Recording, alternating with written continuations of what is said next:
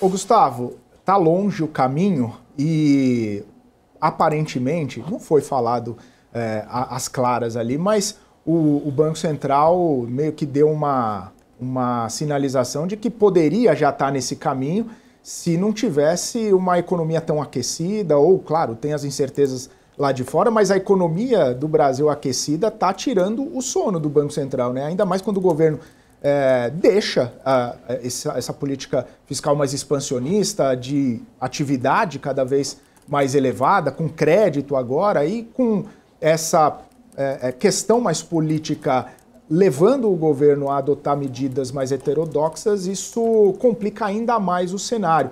O Newton David, o próprio Gabriel Galípolo deixam esse sinal de que a vida do Banco Central podia estar um pouco mais fácil se a gente não tivesse um pezinho no acelerador? Sim, quando a gente faz um cruzamento do que acontece com o macro, a história do Brasil, de fato, você tem decisões. Você decide apertar o pé no acelerador na parte fiscal, mais gastos ou redução forte de impostos, o pé de juros, ele vai ter que ser contracionista. Ele não vai poder dar uma ajuda monetária se você já está empurrando a economia na parte fiscal.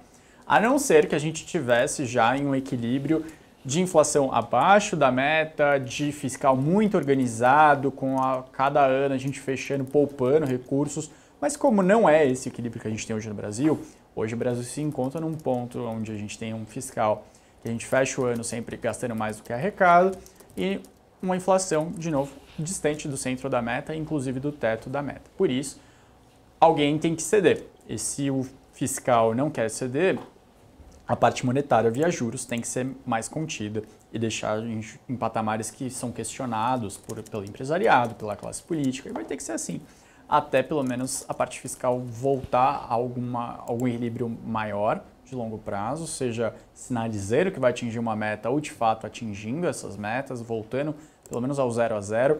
Ah, mas o Brasil não tem um déficit tão ruim assim, foi algo que eu li recentemente em um artigo. É verdade. Porém, nos últimos anos, principalmente com a pandemia, a gente aumentou o nível de endividamento de forma relevante. Assim como boa parte do mundo, mas agora que boa parte do mundo está voltando a patamares normais, a gente não conseguiu tanto isso assim. Então, o Brasil ele já está em quase 85% de endividamento sobre PIB, enquanto seus países pares estão em 65% para baixo. Isso leva a algum questionamento do que acontece na parte fiscal aqui, quando a gente tem um investidor externo olhando para o Brasil.